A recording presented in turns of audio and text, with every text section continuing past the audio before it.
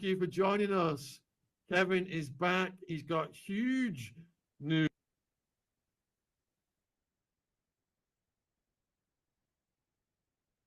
Huge thank you for joining us. Kevin is back. He's got huge news to share. I've been reading the legal paperwork he sent me pertaining to the case against Pope Leo.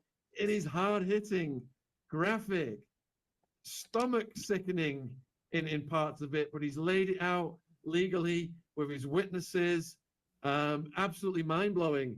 And you know, one of the most important points that he makes in the legal paperwork is that these people who are at the top of society, whether you're the Pope, whether you're a king, an emperor, whatever you are subject to the law just like the rest of us. And if you think you are above the law, Kevin is going to come and get you, folks. So I'll hand it over to Kevin right now, just so he can pick up on that. But we're going to talk about Epstein, Prince Andrew. There's a lot to go over tonight.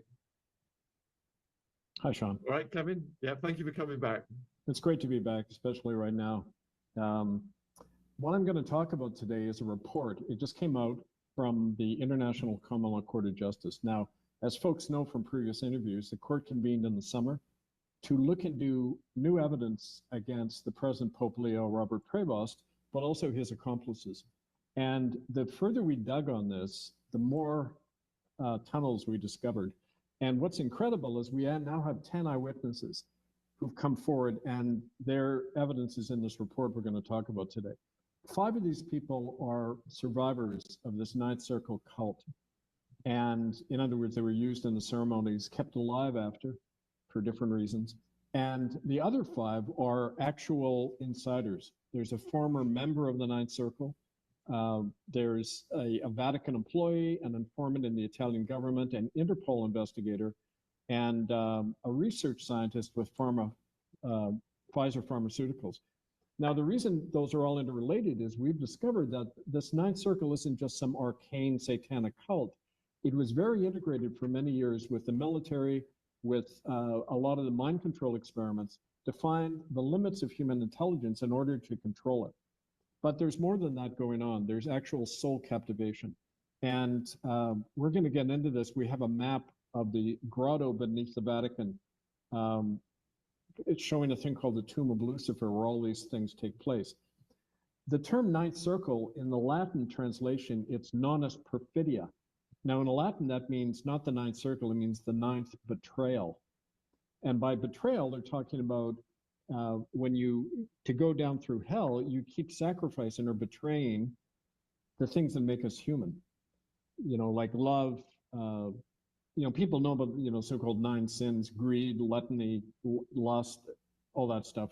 But the lowest circle of hell has to do with if you betray a sacred trust, like the trust of a child, or the integrity of your own soul. That is to be sacrificed in order to gain ultimate power. And that's the meaning behind these rituals where children are systematically tortured and cannibalized after they're done away with.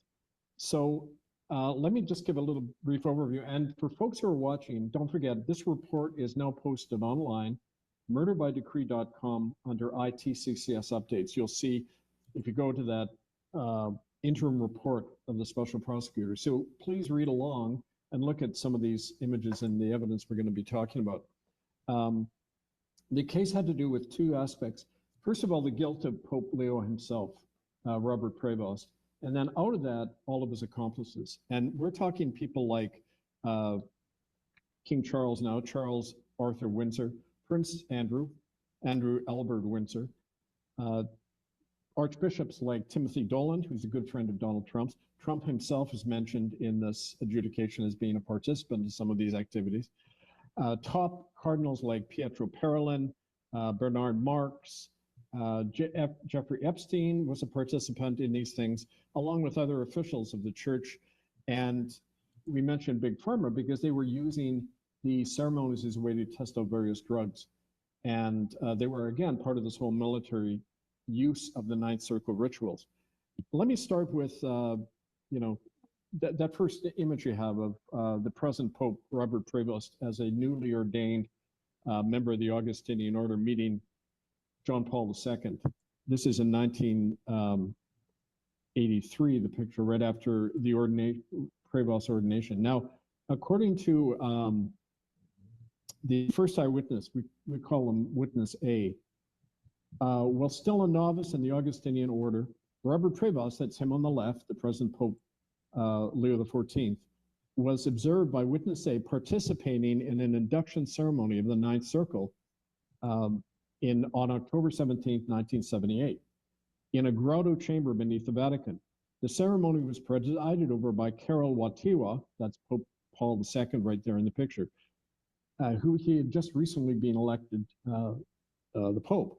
Now, Witness A states that she saw Wojtyła kill a pregnant teenage girl at the ceremony, cut open her womb to remove the belly, which was then eaten by the cult participants, including Robert Prévost.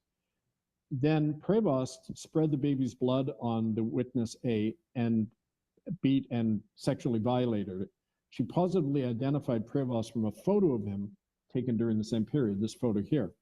Now, that's a standard ritual of the Ninth Circle, but what was significant about that was that Prévost was vetted at a young age, and once you participate in these Ninth Circle cults, your name goes on a red list. You can then be elected a senior cardinal or pope one day, which he was. And others who don't participate or refuse, they go on a blacklist and they stay in the lower hierarchy. They're never allowed to go to the top. So in other words, the entire institution and all of its corporate and political connections, they're all part of this Ninth Circle cult. And it embraces not just church people, but corporate directors, top military leaders, government officials. And one of the ways that they keep governments in line, of course, is through the what's called the Financial Concordat, where Vatican money is used to bribe governments and chiefs and heads of state all over the world. Now, if you go to the next picture, there was a woman, a young girl called Emanuela Orlandi, who disappeared in Rome. And Witness A was present when she was brought into a cult ceremony. She says there's a picture of Emanuela as a little girl with the same Pope, John Paul II, Karol Wojtyła. And the Witness A says that she saw Prévost at a second ritual murder and cannibalizing on June 22nd, 1983, which is the very day that Emanuela Orlandi vanished. Emanuela and the witness were both forced to watch as a naked Italian man was cut to pieces in front of them, losing his fingers, ears, nose, tongue, and penis. So it has to do with this mass, in fact, they're conducting, in which they're inducting these women to what's called brides of Satan, who are then used. Often they're either set up as breeders to create, to get pregnant, and then the newborn is offered, or they, like Emanuela, was sent out brainwashed to entrap other people into the cult, to sexually entrap politicians or sometimes kill them. They're programmed assassins as well as part of this. Now, all at the same time, the military is in there, and drug companies and others trying out techniques and utilizing these people themselves. Also, she mentioned that all these rituals are filmed, and they sell for a lot of money, the snuff films, through Catholic Church circles and others, so it's very lucrative as well. Okay, so that's like one example. Now, here's another one, Witness B. She was like Witness A from Germany. She was taken at age 7 to Essen, Germany, in Brussels, by an Opus Dei priest called Brother Lohas. She was tortured, violated, and conditioned to participate in the killing and cannibalizing of newborns. From there, she was routinely trafficked to England, including to a militarized basement compound beneath Buckingham Palace. There she observed rows of children in cages, including those with wires protruding from their shaved heads, being monitored by men in lab coats. And this is her quote. This is a different woman now, different Witness B. I was taken to a castle in the mountains. I think it was in Scotland. I was taken to a hall, and my arms and legs were spread out on a table by 2 men in black. One of them said, "You're a butterfly now, you're going to be changed." Now, there's a footnote about that reference to a butterfly. And it was basically an MK Ultra term. Kathy O'Brien in her book talks about this. the reference to "now you are a butterfly" is a method of neuro-linguistic programming used in MKUltra mind control programs, which was called the Monarch Butterfly Project in its early stages. The conditioning convinces the subject that he or she has been erased and transformed into a new creature, as when a caterpillar becomes a pupa and then a butterfly.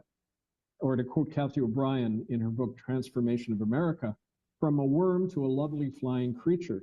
The use of this language during the cult rituals is another indication of its ties to the mind reconstruction agenda of MKUltra and its military, corporate, and political controllers. So what we're uncovering here is the fact that a lot of the techniques now being used against all of us, electronically and through other means, first chemically, but then now electronically, they are perfected in these ninth circle experiments and ceremonies under the guise or the concealment of it being a satanic ritual. This is not unusual. Often we know from people who survived military experiments that they're given post-hypnotic suggestions saying you were part of a satanic cult to conceal the fact that no, it was government and military programs, training these people.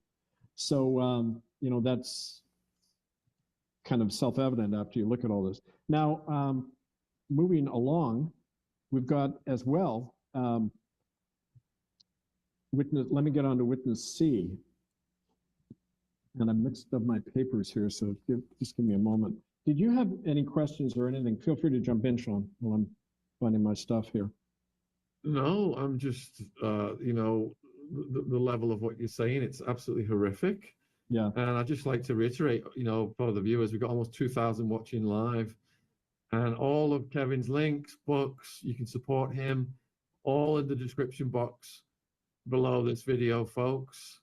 Lots more details, lots more information in his books. Many of the viewers have picked them up and they've really enjoyed them. So please check those out. Thanks, Shaun. I want to say too that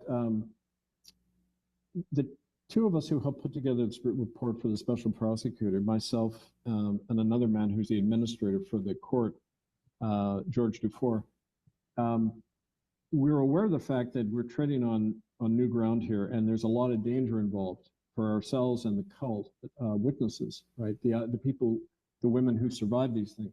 So I wanted to say to listeners, this knowledge gives us all a responsibility to do something about it. And we're going to talk about that later in the show. So please hang in there with us. Witness B also spent 10 years. Now, she was the one who was sent to Buckingham Palace and was taken up to Scotland. We just talked about the butterfly conditioning. She spent 10 years after that during the 1990s in Belgium, where she was used by the Ninth Circle to sexually blackmail politicians. And her cult handler included convicted child trafficker Michel Nehoul, who is an accomplice of, if you remember, Marc Dutroux in Belgium, the child killer, and Catholic Archbishop Reinhard Marx of Munich, who's still quite prominent in the church. But Witness B states that during the same period, in the spring of 1999, she was flown to New York City and used in a sadomasochistic sex orgy involving children at the high-rise apartment of guess who? Jeffrey Epstein.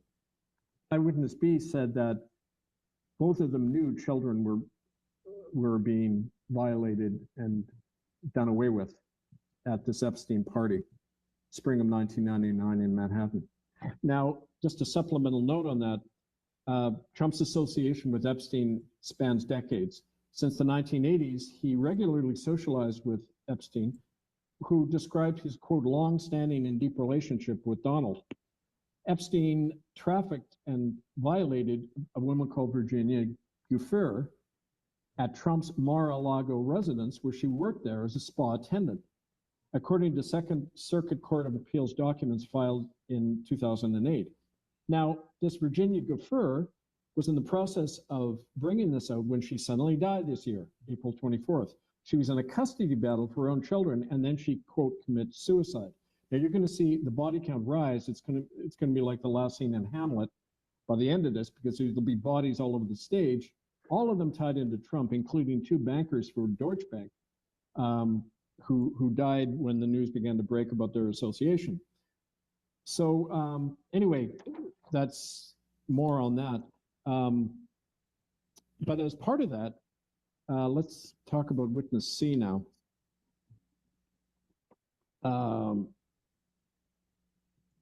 Okay.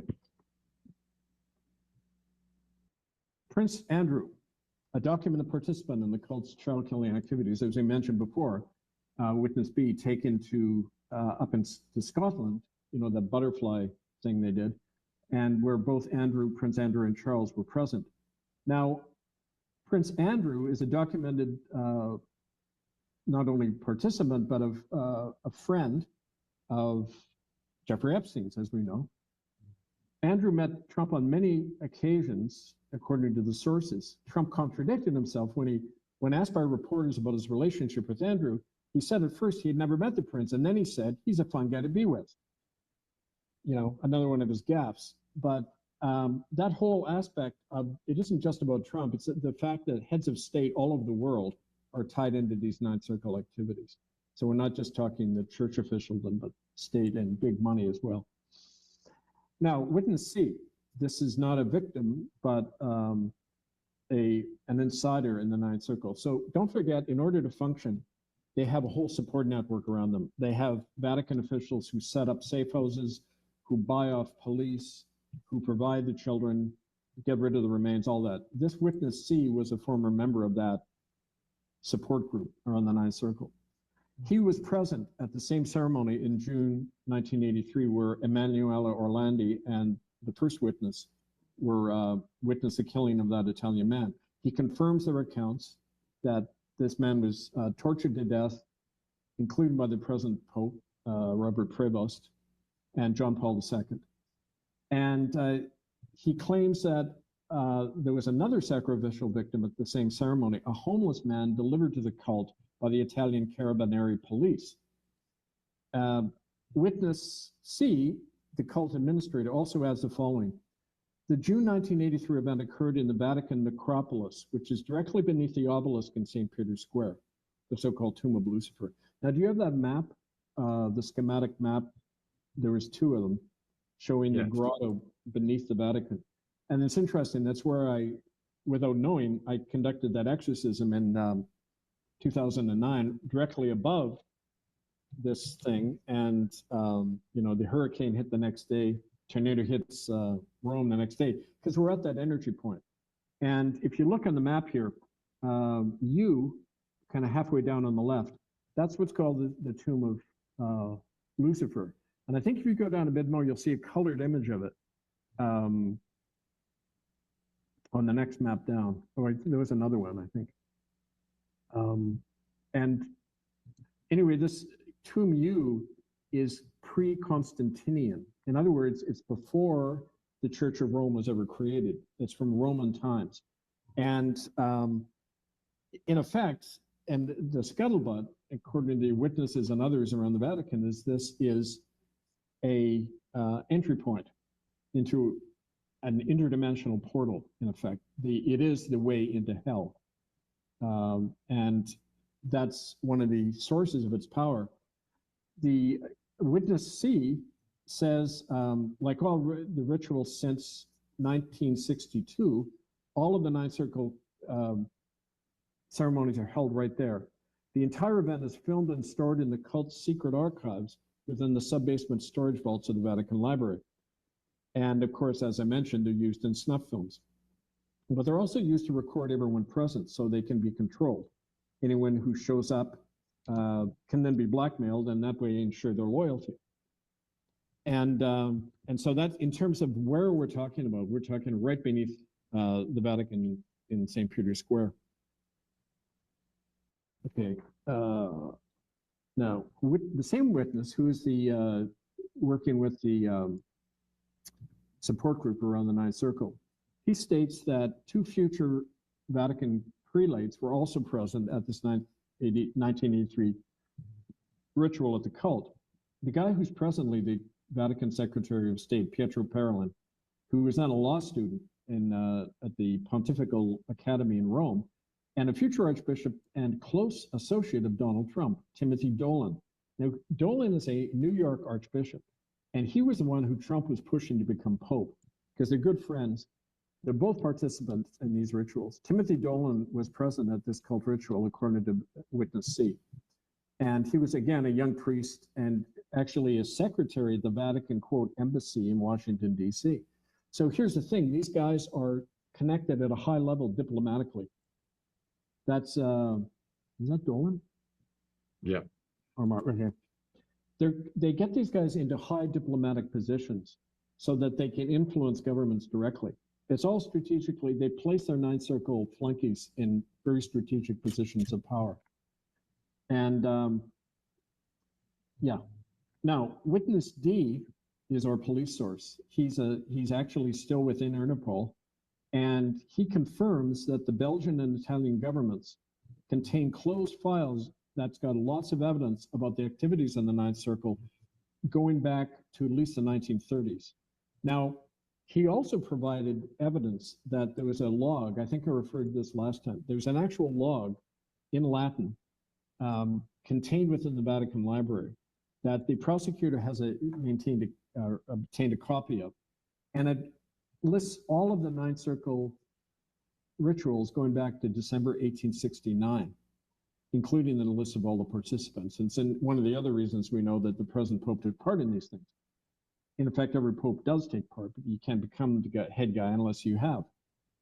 And he also confirms that Italian governments and courts routinely protect the Church of Rome from criminal investigations and stop police from entering the Vatican to protect these guys. He says that the Belgian police tried on 4 occasions between 1998 and 2017 to arrest cult participants, but they were stopped by the Belgian royal family, the Vatican cardinals, and the military. And the 5th witness is a source in the Italian government. He confirms that there are secret diplomatic and financial agreements between the Vatican and the world's major powers. And this is to protect the cult activities in whatever country they're operating. Now, this is demonstrated all the time where the church gets government protection. Like blatant example in Canada, where these churches, we prove they murdered over 60,000 children. Not one person's ever gone to jail for it. This is just the tip of the iceberg. And another example of that is recently in America, a Washington state government tried bringing in legislation that would require that the Catholic Church punish priests who harm children, right? In other words, have them included under the law like anybody else. The Trump Attorney General, Pam Bondi, has intervened in the case and blocked that action. And she did so after consulting the Vatican's papal nuncio in America, Cardinal Christophe Pierre of Haiti, who's a close associate of Pope Leo Prevost. So in other words, remember how Trump blocked the exposure of the Epstein file, the evidence on that? Of course he did, because it's implicating him in all of Epstein's, or at least some of Epstein's connections to the Ninth Circle. And they're bankers, which we're going to get to. Okay. Before the bankers, let me just double check this. Yes. 5th witness, Witness F. He's a research scientist with Pfizer Pharmaceuticals, and he's advisor to the Vatican Bank and the Pontifical Academy of Sciences. According to him, the Vatican Bank is a heavy investor in Big Pharma, which we knew already. Novartis, Pfizer, Eli Lilly, GSK. But the Vatican Bank has also funded the development of drug-based bioweaponry and nanoparticle implants, which is connected, of course, as we know, to the COVID serum. These implants were created with Vatican-funded researchers in league with the Chinese in their facility at Wuhan. The whole Vatican funding of that thing has been kept in the shadows. But this Witness F, one of the Vatican bankers, is confirming that. He states that the Church of Rome routinely provides children to these pharma corporations and their research labs for involuntary drug testing. We knew that already from Canada, but he's confirming that. Some of these children being used as drug guinea pigs are obtained through the cult and its extensive child trafficking network all through the Catholic Church, including with Drangheta, the European mafia. According to this witness, none of these children who are used in the experiments are ever allowed to survive. And he states that the top executives of these pharma companies are aware of that fact, including how political prisoners in China are used in the drug testing. And to quote him, during 20 in 2021, I personally briefed Albert Bourla, the CEO of Pfizer. I think I sent you his picture. I personally briefed Albert Bourla about our methods of perfecting the COVID serum variants, including the use of children in drug testing. Albert Bourla approved of it, as he did the use of political detainees in Chinese prisons for our drug tests, even when most of them died as a result of the testing. He told me, quote, "Whatever is most efficacious," unquote. And there he is. So again, here's the link. Like we knew with the work into exposing genocide in Canada, it always involves big money, the church, the state. It's that genocidal triangle still at work. Looks like a sweetheart, doesn't it? So as part of the close link between the Vatican, Big Pharma, and organized crime, the church is very connected to the illegal drug trade and profits from it immensely. According to this same witness, clergy at every level of the Catholic Church traffic meth, cocaine, and heroin through the church's Mexican, Colombian, Asian drug cartels, and especially the present Pope, Robert Prevost, and his predecessor, Jorge Bergoglio, both of whom were Latin American in a sense. I mean, Prevost was born in America, but he did all his work in Peru. And this witness described a meeting he attended in Rome on March 8th, 2024, called by Cardinal Pietro Parolin, Vatican Secretary of State, acting on behalf of Pope Francis, Jorge Bergoglio. The purpose of the meeting was to expand the Vatican Bank's drug investments in the Western Hemisphere under the camouflage of dummy offshore corporations, including those run by Latin American drug cartels with financing through Deutsche Bank and HSBC. Quote, "This was not unusual. I've attended many such meetings, although usually with less senior prelates. The point is that the church is one of the main actors in the world drug trade and its affiliates, the arms trade and the human slave trade. It's too lucrative for the church not to be involved," unquote. And he describes the close association why the present Pope was put in effect, was to carry on Bergoglio's Latin American connection because of the whole Chinese factor, because in effect, Prevost helped grease the entry of China into South America to grab a lot of their minerals, as Bergoglio did in North America, as we've talked about, with his deals in getting China into the Canadian resources. And to quote this witness F, "Prevost is often referred to as the second Latin American Pope, and for good reason. He's been connected to Peruvian, Colombian drug lords for many years, and he was a regular guest of Pablo Escobar at his parties. Like Bergoglio, Prevost became the prior general of his Augustinian order because of his ties with military and criminal leaders, and also because he greased China's entry into South America through the ports in his diocese of Chiclayo in northwest Peru and in neighboring Lima. Just follow the money and it always leads to Rome." Now, we've included a link to an NBC News article showing how China has just opened a $1.6 billion port in Peru. And it shows the Peruvian president shaking hands with, what's the Chinese premier's name? Xing Pi or whatever, Xing Li or something. They're, buddy, shaking hands. Huge port, the biggest port on the west coast of South America, just opened. So China can funnel a lot of the minerals in that and extend its Road and Belt Initiative, thanks to Vatican money and the present Pope. Now, this guy is quite the eyewitness because he's provided voluminous evidence, correspondence, minutes of meetings, research data, and agreements between the Vatican, China, Big Pharma, and all the various governments, including the US. And that's all in the docket of evidence that on September 1st, they're going to start exposing as part of the prosecutor's case. Now, onto the bankers. This is where it gets even really more interesting. Witness G, he's a sixth witness. He's an employee of the Vatican Bank. And he was a liaison with the Deutsche Bank, which is one of the chief partners of the Vatican Bank.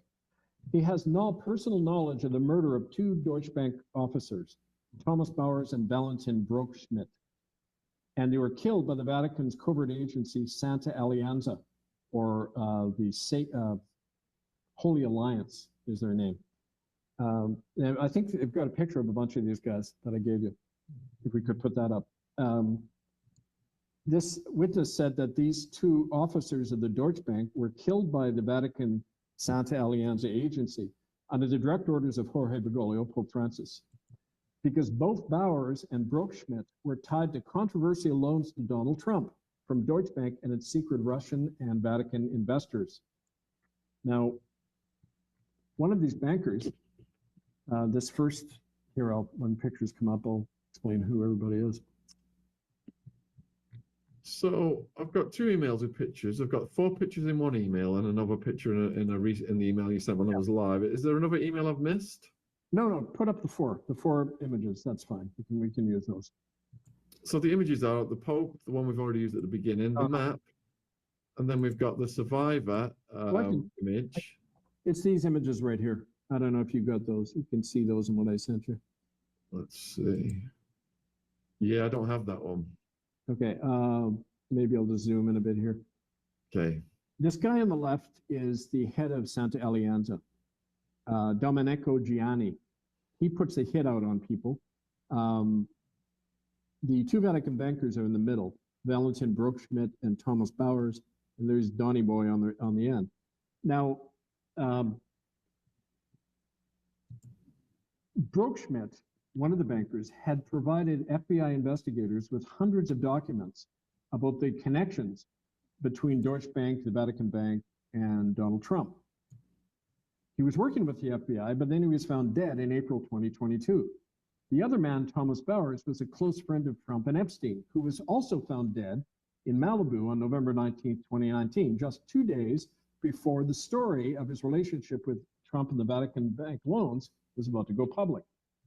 According to this witness, a Vatican Bank witness, Deutsche Bank has heavily underwritten the criminal operations of the church for many years. It's laundered billions of dollars for the Vatican and its mob associates, and also for Trump International and its Mexican drug cartel partners. Bowers was about to start talking to the feds about what he knew. Subsequently, I learned that Bowers and Brookschmidt had been killed by Santa Alleanza assassins as ordered by their director, Domenico Gianni, a man who was personally answerable to Pope Francis and remains the sworn agent of Pope Leo. Now, one thing I should mention about that is on the end there, when we're talking about Trump and the connection to the bankers, the whole thing about Trump International laundering money for the Mexican drug cartels, that's the human connection. And the whole thing about the so-called deportations in America, they're not being deported, they're being trafficked, a lot of these people, into the American private prison industry, which is huge. Pam Bondi, as Attorney General, is a former lobbyist for the private prisons, and they're making billions every year. I've spoken to people in Texas who their friends have been put in jail for 10 years for failure to appear in court. So the Attorney General is lowering the standard by which you can imprison people. You get thrown into prison for nothing these days, including just for being an immigrant, even if you have your papers. So the private prisons can make their money. The amazing thing, Shaun, is that we've hit kind of a critical mass and more people are coming forward, most importantly, insiders.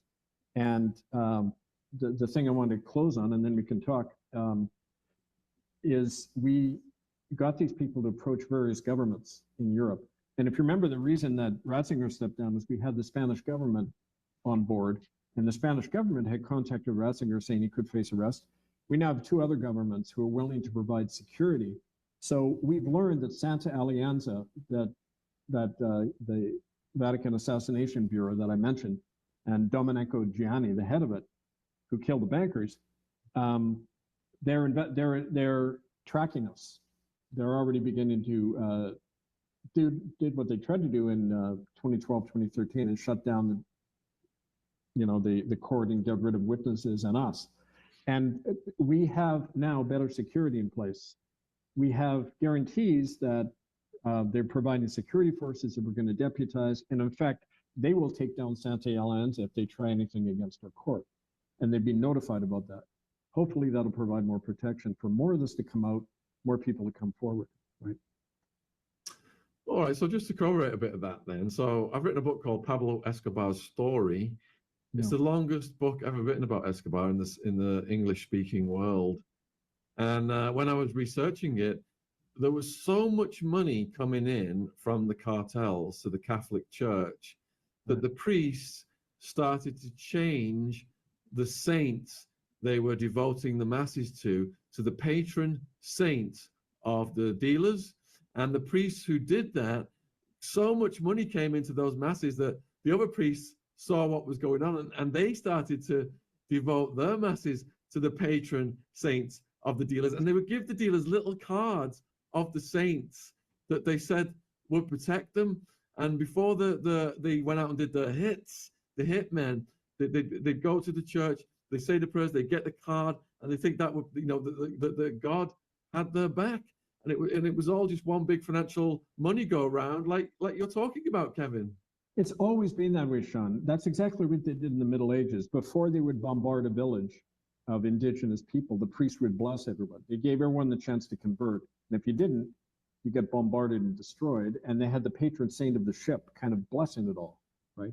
I mean, it's the same murderous activity behind the veil of religion. And that's the point, like we said, with these cult centers, like that Tomb U beneath the Vatican. It's Roman. It goes back thousands of years. And when they say it's a direct road to hell, I believe that. I think it's some kind of interdimensional portal by which, you see, like one of these scientists mentioned when we were doing the call, the Pfizer pharma guy said, the whole point of the research was to find out, is there a biological basis for the soul? Because if the soul can have a biological or chemical expression, then it can be controlled. And that's the whole point, that they want to control and extinguish the soul of the human race and individuals. Now that's, it's all wrapped up, all of this stuff. And part of that is getting people so brainwashed that they're doing murder and thinking it's God's will, which of course is an old religious practice, but you're describing one aspect of it, right? So another thing I can confirm then, I've written a series of books deconstructing the war on drugs and mass incarceration. And one of the things that Kevin touched upon is the private prison contracts, which are in the tens of billions a year in America now. And they kick down tens of millions a year to both political parties to keep these contracts rolling. But what they need is constant tight laws, huge sentences. So say they put someone away for 10 years for something trivial, they get almost $100,000 a year of taxpayers' money per person. So if you put someone away for 10 years for something trivial, that is $100,000 times 10 handed over of taxpayers' money to the prison industrial complex, which is an offshoot of the military industrial complex. And it's the absolute priority of the government is to keep the money funnel open for the military industrial complex and the prison industrial complexes.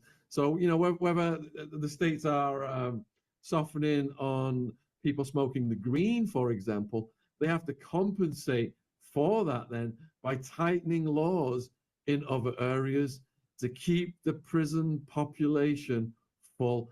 Higher sentences, you've got them lobbying for bigger and bigger sentences. You've got the prison guards unions lobbying for free strikes laws, non-violent offenses, 3 strikes, 25 years, people stealing pizzas, getting 25 years to life. It is out of control. It's insane over there. Well, that's right. And also in England, don't forget, private prisons, you got all over England and Europe. It's growth. It's a growth industry, right? In a way, it's a reflection of the whole culture because we're all in a prison, right? They're getting everybody in a prison state of mind, pretty much. And one of the reasons for the quarantining during COVID is that it conditioned people for a couple of years to be used to sitting in your room all by yourself. That way your mind can be controlled. You feel estranged and alienated from more of humanity. And, I noticed in London on September 13th, there's a big rally, both sides of the issue on immigration, right? And it's like watching America, Democrats against Republicans, two groups pitted against each other. Who profits, right? And that's why we say, it's the corruption and evil is so sick and so endemic everywhere that we got to get out of the system and create something different. And that's when we're talking about solutions. It's why we had to create the common law courts. You can't operate under the old jurisdiction. It's why I wrote that book. When people say, what do you do about it? You create your own personal, political, spiritual jurisdiction, your own sovereign republics. And as a matter of fact, for folks in England, the Republic of Albion is raising its flag and declaring independence on September 21st at Runnymede, which is where the Magna Carta was signed. I think it's somewhere on the Thames near London. And they're going to raise the flag of the Republic and say, we have no more ties with this criminal power called the Crown. We need our own republic like we did in Canada. And that's one of the things I know people are thinking, what can we do about this horrible evil? You're not going to lobby a politician about this. We got to get out deflate their system, inflate our own, and that's the only answer to this madness, because it's just insane the degree to which it's going now, right? It is insane. And I just want to say we've got almost 3,500 people watching right now across all platforms. Mm-hmm. Kevin's hitting some record numbers here. So it's very important, he comes and spends this time with us on a lot of the Saturdays, that you please check out of his links and his books. And all of those links are in the description box below this video. And the chat is going so fast. I've got one eye on Kevin. I've got one on the chat. I'm going cross-eyed here. I know there's so many questions coming in. I do have a few more questions of my own for Kevin, though, before I hand it over to the viewer questions. And one of those is, what will be the impact of this evidence when the court opens up on September the 1st? How does the court plan to do its work? Have court people, or are you being threatened or attacked? Well, it's all connected because it's under tight security. We're under protective custody right now. I think you mentioned last time my bodyguard, Yosef, sent out a letter to people and about the need to support us now, because, every day literally could be our last when you're going up against these powers. So it's one of the reasons we're posting this interim report, what the prosecution has found so far, so it's not lost. And so we have a certain amount of protection. But the reason we had to surface this stuff now is because there's more breaking all the time. Just yesterday, I was notified by the prosecutor's office, we've got 16 new people wanting to come forward with evidence. This is like 26 plus eyewitnesses so far. They only had 32 witnesses at Nuremberg that convicted all these people of crimes against humanity. We had 300 plus in Canada to do our murder by decree book. I expect it to grow exponentially. And as that happens, more people are, including in the system, will be encouraged to come forward. So we think this could be revolutionary. It could split this whole thing wide open. That, of course, is what they're trying to present, and they will do everything possible. Santa Alianza, everybody we've been mentioning who are implicated in this, are going to do everything possible to, they won't just smear and discredit, because that doesn't work anymore. Like, smears after a while just help you because it gets your name around more, right? They will try to eliminate us, absolutely.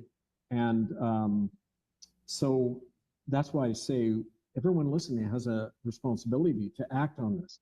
So it isn't just Kevin Annett and his crusade, because it's one of the ways to delegitimate something. You say it's all about one guy, Kevin, right? As if I personally caused Ratzinger to step down, right?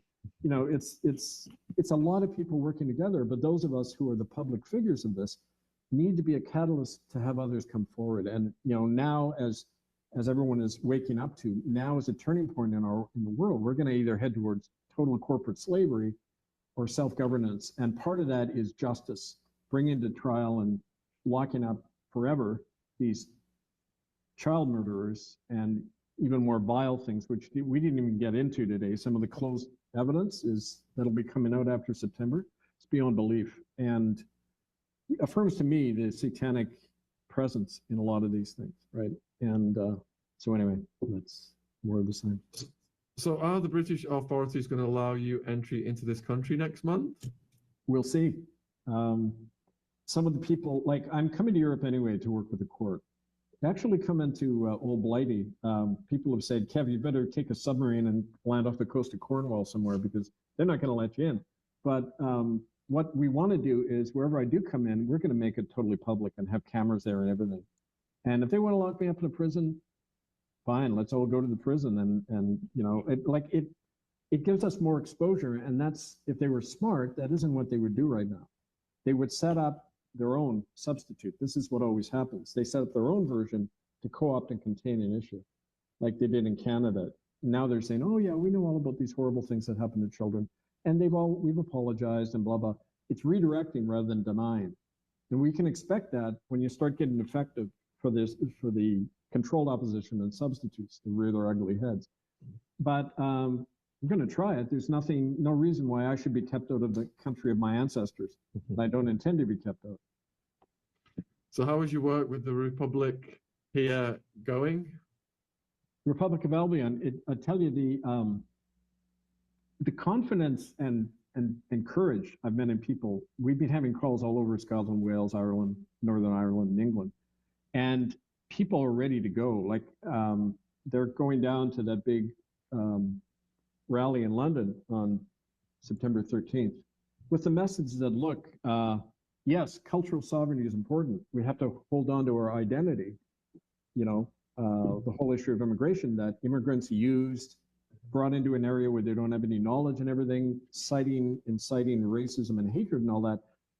You can hold on to your cultural sovereignty, but it doesn't have to be at the expense of other people. We're trying to find, like we did in Canada, a common ground now, where everyone can be part of a federated republic, where these crimes are not allowed to go on. And the reason why it's important to talk about the royal connection to all this, Charles and Andrew and all these people, is because under law, they're not allowed to rule. They're convicted felons. I don't think you have the term in England, felon, but it's an American term, but a criminal, in effect. You know, convicted criminal. They're not allowed to be sitting there having any kind of political authority. So that creates, like it did in Canada, the need for a new arrangement, the republic. And make sure that when you vest all power in a few hands, like a king or a pope or a head of a CEO, it's inevitable that you're going to get corruption and crime. And, you know, actually the report started with that brilliant quote from Lord Acton in England in 1887 about power corrupting, absolute power corrupting absolutely. He was referring to the Vatican when he said that. The quote is, "I cannot accept your belief that we are to judge Pope and King alike, unlike other men, with a favorable presumption that they can do no wrong. If there's any presumption, it is in the other way against holders of power, increasing as the power increases. There is no worse evil than when the office sanctifies the holder of it. Power corrupts, and absolute power corrupts absolutely." You get one person rule, and like Thomas Paine said in the American Revolution, one man rule is neither just, sane, nor reasonable. You know, and it leads to these crimes. And that's why we've got to, you know, for the sake of our children and to stop these crimes, we need a new sovereign arrangement, legally, politically, in every way, right? So thank you for the super chat question, Crikey.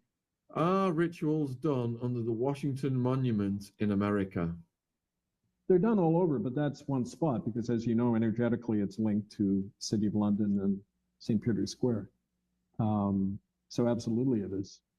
And we've been concentrating our focus on Europe right now because that's where a lot of the evidence is. But people in America who have that knowledge need to contact our tribunal. And it's, I think you posted that email as well, didn't you, Shaun? The way people can contact us. How will this affect William and Catherine, or are they complicit? You're not in that position unless you know. You may not participate directly, although to be in any senior position, you do have to participate directly. That's how they know you're safe. And so, of course, they all know, and they'll be held to account. Like you said at the beginning of the show, every human being is answerable under law, not under their own rules and statutes, canon, admiralty, all that, and under the law of nature, their common law, everybody is liable for their actions. You get asked whether you have fear going down this road. Of course I do. Who doesn't have fear? But it's not a matter of having it or not, it's a matter of what you do with it. And what I've always done with my fear is I think, okay, what's going to happen if I drop out? It's not going to keep me safe, for one thing. And who's safe? We're all going to die, right? Mortality, you know, is looking us in the face all the time. We could die tomorrow of anything. How are you going to spend the next moment, the next day, the next year? That's what I always keep in mind. And then I think of those children stretched out on an altar, and I say, how can I stop? You know, I don't view those children any less dear than my own daughters. So you keep going, and you keep going with the help of other people, right? Tristan wants to know, do you think the Vatican has manipulated society into worshipping the devil? Well, they don't have to manipulate because we're all raised to think in those terms, right? But yeah, it's insidious. I mean, the Vatican was the basis of, and the so-called Catholic Church was a basis of Western culture. And, you know, when they say God, they mean the devil, the God of the world, and not the God of eternity. So you're getting asked about people who marry into the royal family. Do they get told before or after they marry into it? They know before. You don't. They're not going to run the risk of bringing a neophyte who then tries to pull a Princess Diana or whatever. And I mean, think the way people in corporations think, because it's the corporate model. The whole thing, there's a screening process to test out who can be the best functional psychopath, and they rise quickest to the top, right? And the next question was, you preempted it about Diana. You think Diana had to undergo an initiation, or was she unalive because she wouldn't play along with it? I don't know. That's a good question. I'm not sure. How are Malthusian economics used to harbor economic inequality to affect the public? I studied Malthus once. I'm trying to remember, and it has to do, kind of social Darwinism. Is that what you mean? I don't want to get into that because I can't comment intelligently on that right now. Yeah, let's keep the questions on subject, please, for Kevin. And do you think these people are human or something else? I think they start human, just like we all do. But, as part of the ceremony, it's designed to drive out that humanity. If you can't do that to a child, the things we've been describing, you're done away with immediately in these cults. They don't want to run the risk you're going to talk, right? So no, I mean, it's a matter of continual degradation, right? And, when my first contact with that when I was very young, I mean, and I got into the ministry, I was doing prison ministry, and I met serial killers, and they have no qualms. They're like missing that part of the brain. I think they call it the limbic system, where you have empathy, compassion for people. They always feel that they're the ones hard done by. And you know what's amazing, Shaun? In this campaign about genocide by the churches, every time we'd go to a church and try to talk to the church attendees about the crimes that they did to children, they would be angry. They acted like the serial killers, saying, "How dare you say this about our church?" They had no empathy for the tens of thousands of children who died at their hands. They were just upset we were talking about it. That's how psychopaths act. But you see, when the culture is psychopathic, everybody has to adapt and become a functional psychopath too. And if you're not, you're a problem. And you're like Neo down the chute in the Matrix, right? You've gotten rid of, because you can't upset the group psychosis. And that's what we're in, right? Is there a connection to the Catholic Church and the transgender movement? You see, I don't have specific evidence about that, but it all flows naturally, because transgenderism and all that is about the main thrust of genocide is to destroy people's natural identity and create an artificial one. So you want to alienate children, you want to destroy families, you want to make male and female only one of 39 genders. It's designed to confuse people mentally, but get their energy so off that they can be manipulated and destroyed. I mean, it's all part of the same agenda when you look at it, and it isn't just the Vatican doing it. So Nunya, thanks for the super chat. He wants to know about Masonic connections these people have to each other. For example, Trump, Diddy. You see, Masonry and all that is, again, like we mentioned with the fronts created by the military research, where they say, "Oh, this is satanic," right?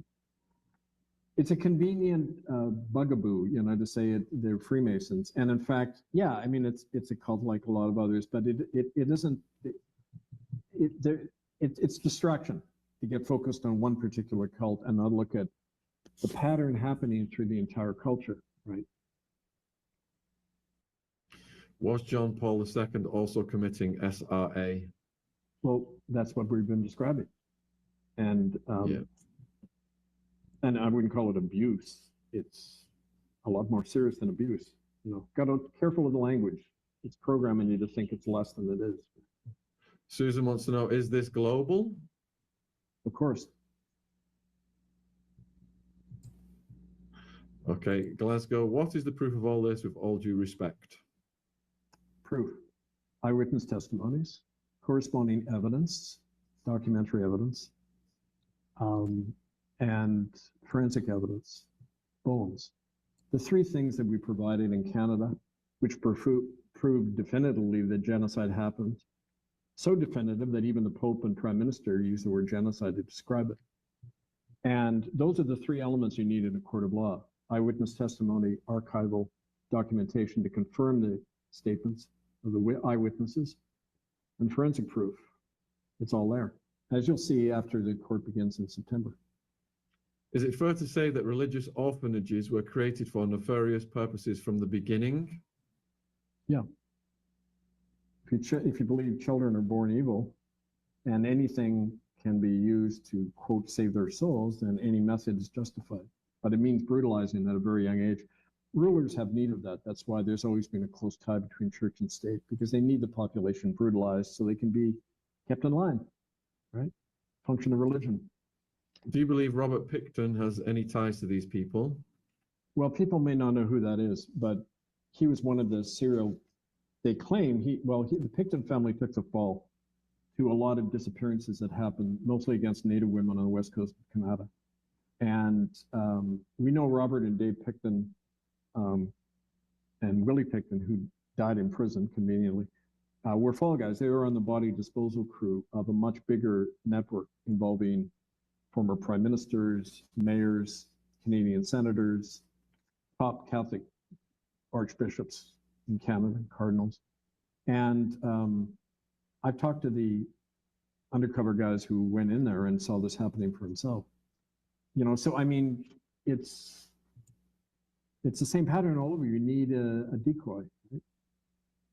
How did Epstein become a member of the Trilateral Commission and the Council of Foreign Relations?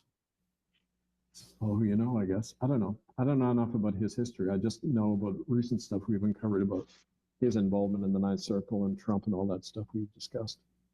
Yeah, I believe that Jeffrey was elevated for intelligence purposes through his, his honey trapping, etc. He was, and that network that elevated him would have had him placed in said Trilateral Commissions and Council of Foreign Relations. So, Lisa, Kevin, so much admiration, but how do you manage to close your eyes at night knowing all you do? I mean, I was about to throw up earlier. I can sleep at night because I have a clear conscience and I know I'm doing the right thing. That's the main reason you're able to sleep. Now, in terms of the horror of all this, I guess you could say that I've developed a kind of shield, definitely, just to survive the personal loss of losing my kids and all this brutality I went through. In a way, I think it was preparing me for this bigger battle because I'm able to do that. I have strong shields about this, and it's protected me in a lot of other ways too. But the important thing is not even to worry about yourself anymore, but find that higher fixed point around which to revolve, and that is the need for not only stopping these crimes, but creating a new world so that these things don't happen again, and that the life of a child is sacrosanct, which it's not in this present world tyranny. What do you know about South American children in shipping containers? Lots, actually, because that was a big study of ours in Vancouver, which is a main port of that. But a lot of that's from Asia, of course. It isn't just South America, but it's one of the standard means in false hulls. I actually, when I was a teenager, I learned about this in Vancouver because I was friends with a guy called Tom McGrath, who was in the Seafarers Union. He used to go in on board and help Filipino sailors when they were being kept in chains or not paid properly. And he said, oh yeah, the false bottom boats, he used to point them out. He said, that's how they bring in the people to traffic it. And everybody knew about it. The police helped unload it. You know, the mayor knew all about it. Like, this stuff is just so endemic to the culture, that it's one of the ways. But don't forget, they don't even need to hide this stuff anymore. It's all out in the open. Because when every level of society is colluding and the rest of us are just going, oh, I don't want to believe that. I've got my own little life to worry about. Why do you need to operate in secret? It's all out in the open. You just don't have eyes to see it. Once you open your eyes, you go, whoa, something better be done now, right? Goldie wants to know, when do all these rituals take place? How do they have time for all this evil stuff? Well, we showed you a map of one location, Goldie, but there's a lot more places, isn't there, all over the world, Kevin? Yeah, don't forget, I mean, it isn't just one agency doing this. It's a lot of people freelancing on their own, kind of mimicking this stuff. And you can't predict, but you're not going to do it unless you have some kind of protection. That's why locally you'll often find police, social workers, judges involved in local equivalents of what we're talking about. And yeah, so you got to do your own research. You need education and action and research. Those are the three stools on which we have to base everything. You have to knowledgeably know what you're dealing with. You got a lot of people asking how they can help you to save the children. Mm-hmm. Well, write to us first of all. Angelfire101@protonmail.com is a way to contact me. And our websites, there's more information there, depending where you are. And I got to tell you, Shaun, and everybody listening or watching, that these programs are one of the things that activated our court, because a lot of the witnesses coming forward saw these interviews, because you've got such an exposure, right?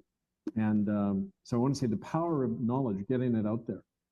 Just start educating people about this and connect with us, and you can start doing follow-up actions, because these court verdicts are enforceable by anybody. You know, you can go in with a group of people, and as Native people do all over Canada, take back the local Catholic Church and say, they're using this place to traffic children out of. They don't have a right to operate. We're taking it over as a community center. Once they start doing that, the enemy is a lot weaker than you realize. You hit their money and public image, and they start panicking. So we have a lot more power than we realize. That people problem is they don't exercise it quite often. Is Kevin familiar with the actual horror history of Medjugorje, Croatia, where church claims appearance of Mary, but the actual history was a mass grave of Serbian kids underneath? I believe it, because one of the people we work with, he's a professor I met actually in Croatia when I spoke there a number of years ago. And he documented the third largest death camp in Europe in the 1940s was Jasenovac in Croatia, sponsored directly out of the Vatican by Pope not so pious XII, who set up a Franciscan bishop named Ivan Saric, set up this camp to kill Serbs, because they say they weren't Roman Catholic, they were Orthodox. So they killed about 800,000 Serbs in that one camp. And there are mass graves of Serbian children, especially all over the place. Mm-hmm. So, these holy sites and that, you're right, they're often used to, no one's going to be digging around on a holy site, just like they don't dig up golf courses. They often put golf courses over the mass grave of Native children in Canada, right? Tourist centers and that, right? So yeah, good point. I'm glad you raised that. What are your thoughts on Bowers having an outstanding complaint in 2018 of breach of fiduciary duty, which may have been putting pressure on him? Yeah, I will, frankly, if you have any information on that, send it to us, because we need more information on Bowers. You're getting conflicting accounts. What we do know is he had his finger on a lot of secrets involving Deutsche Bank and Trump. How can we ever begin to erase all the evil in this world we're in? Well, highlighting it is a start. And don't let evil take hold in your own heart and life, because we're all expected to be compliant in some way and be indifferent. And once you know what has to be done, then you just act on it, and you'll help cleanse that. Is the Pope the devil in human form? I believe, like my ancestors did, that Rome represents Antichrist. That is the opposite to Christ. It's the biggest deception in human history. I don't think like individuals, when they sit on that throne, embody that, yes, but it's not about individuals. It's about the entity behind it and the corporate entity it represents, right? So this is our focus all along, has been on the institutions and the systems behind them, because that's where you find the real evil. And it can, it's like in possession. It takes possession of individuals. But there's no point and the system always gets us to be angry and hate individuals as if they're the problem. No, they're the embodiment of the problem, right? But they can, once they're used, they're disposed of, right? Thank you for the super chat, Chris. And the question from Tracy: do you think they will orchestrate an alien invasion attack in order to prevent all this coming out? Yeah, we've heard about that and using like all that imagery and that. The point is, it's like if people are dumb enough to believe these things, then yeah, they can be fooled by any image. But once you're armed with knowledge of what you're dealing with, then all of those games don't mean anything. You can see through it all. Nita has just bought your book through the links in the description box. Thank you, Nita. This one's our best-selling book now. We've sold over 1,200 of these thanks to all of you guys. So thank you. That tells you the problem, the nature of the beast in Rome. And all of Kevin's links and contact are in the description box. If you've got any questions, get them in now because Kevin has gone through them very rapidly. Let me see. Kevin's view on the Fatima Sanctuarium and the apparitions, was it a hoax? But of course, religion is a hoax. And they get more desperate. That's the point. It's like, we found this in the campaign when we were first bringing out the Qurans to the churches in Canada. Right after that, the church began a big media campaign about how they're going bankrupt and all these distractions. And you know, it's like, it's all designed to get people to not look at the evidence. Like you're taught in law school. If the evidence is against your case, you attack the witness, like they always do me online, right? Attack the witness. Don't believe this guy. That's not the issue. The issue is the evidence, the hard evidence. And that's what we try to bring people back to all the time. What does it tell you? What conclusions do you have to draw based on what we know? Is this the most evil time in Earth's history? I think because of technology, a lot of people can be affected by evil more so, perhaps.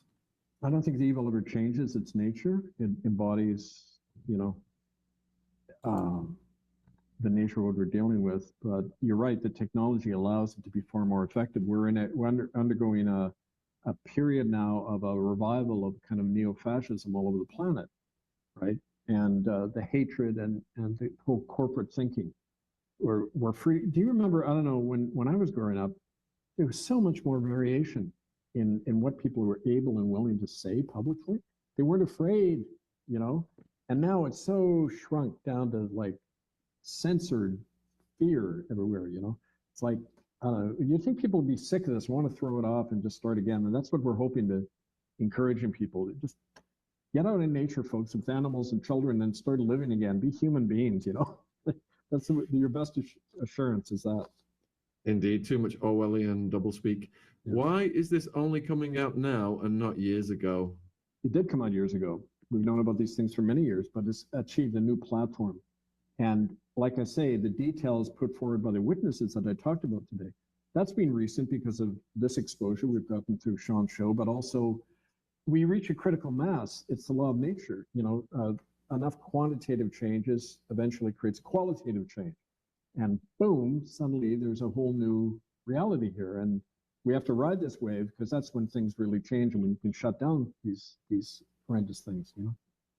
And don't forget, when I was growing up, all we had was BBC One, BBC Two, and ITV here in the UK, completely controlled mainstream media. There was no alternative media. So now, you know, there's more information flow. So CC wants to know, are all people in high levels of government corrupt? People's personalities are one thing, but when they're in government or in a corporate system, yes, they're all part of a corruption that they have to cooperate in or they're not going to get their paycheck. So objectively, yes, they are part of that corruption. They can leave it and recover their humanity, but how many people are willing to do that until they have to? Thank you for the Super Chat, College Initiatives. Thanks for this information. We had David Icke on last week, and he was talking about a dystopia through AI. And Stephanie's wondering, what do you think about AI evolving and if it could remove elites? Well, they created AI for their own purposes, so how could they use it? We use it that to remove them. Like, it's the old argument all the time about using the system to overthrow the system, and you can't. You've got to create it on a human terms. The last thing we need on this stuff is AI, because you can't tell the difference between reality and fabrication. And we have to, you know, there's one of the philosophers who created the American Revolution, Thomas Reid, he was what's called a philosophical realist, you know, a Scottish principle of you can know reality on the basis of what you observe and your own common sense. You know, you don't need some abstract forces that you can't see somehow influencing you. No, common sense is common law. And that says that we know what's going on. Our experience and our senses don't lie to us. We can act on that basis. So let's get back to that and not rely on artificial anything. Yeah. Yeah, indeed. You know, the elites are all competing right now to be at the forefront of AI. But perhaps Stephanie's referring to Frankenstein's monster turning upon Dr. Yeah, Frankenstein. Do you think that's a possibility, Kevin? it's happening. As a matter of fact, we talk about this a lot in Canada, that this monster we created to conquer other people is now turning on us and eating us and consuming us. And we think it's unfair because we're not supposed to be the ones who get destroyed. It's only other people who are. But now that it's doing that to us, we can look at what we've been part of and get out of it and say, no, we don't want this kind of system, technocratic genocide anymore. Indeed. Geopolitics. Is a country like the Netherlands doomed? Well, the nation state is a redundancy now. We're in a corporatocracy, and we have to recover that. You can, not the nation state, but going back to our cultural, origins, we're seeing that devolution happening, right? Just as everything's getting centralized, it's kind of like when the Church of Rome was formed under Constantine. Just as everything was getting concentrated in Rome, you saw all over the empire monastic communities setting up, like the Egyptian Desert Fathers, and that people saying, no, we don't want any of this. We want to go back to the basic teachings of Christ and live simply. And according to that, you always see those opposite tendencies. And we've seen that in the world. You've seen, like the folks in England who are forming the Republic, they're all talking about creating self-sufficient land-based communities, local assemblies, pass our own laws, get away from this, government that doesn't even operate anyway. Half the laws in England are passed by the European Parliament, right? So we got to decentralize all the time and put power back in the hands of the people, right? Right. Looks like you've answered most of the questions, Kevin. Is there anything you'd like to say in conclusion to the viewers? Well, just that September 1st is when it starts. That's when I'm going to be in Europe, and we can do all sorts of fun things there. We plan on doing that. But I would say get involved with this, learn more, and this link is going to be up on our website soon, and get the report all over the place. We're doing a media release tomorrow, and we're going to be posting this interview on the release. And just have everybody watch this and write to us, get involved wherever you are. We can send you a lot more information and context about how to do that and how to save the lives of children in your community. My friend, the stakes are getting higher. You be sure to take care of yourself. And we salute you for your bravery, Kevin. I'm going to let you go and close the show. But thank you for coming on, man. That was mind-blowing. Thank you, Shaun. Thanks for everything. And thanks, everybody. All right. Take care. Cheers. And don't forget, everybody, please support Kevin at his links. They are all in the description box. If you want to email him, you can reach out. I know questions kept coming in, including that final super chat question there from Crows. Thank you for that. Yeah, Kevin's email is in the description box if you guys want to write to him. And if you didn't see my video with John Sweeney, who is Ghislaine Maxwell, this video will take you over to that one next. We've got Ari Ben Menashe Part 2 coming up next week. We've got Anya Wick Part 2 in the making. We have got Juliet Bryant and Audra coming on. Part 2's for Audra, both Epstein survivors. Tons more phenomenal content coming out. Wherever you're in the world, take care, folks. Much love and respect, and take care of the kids. And thank you for all of your brilliant questions as usual.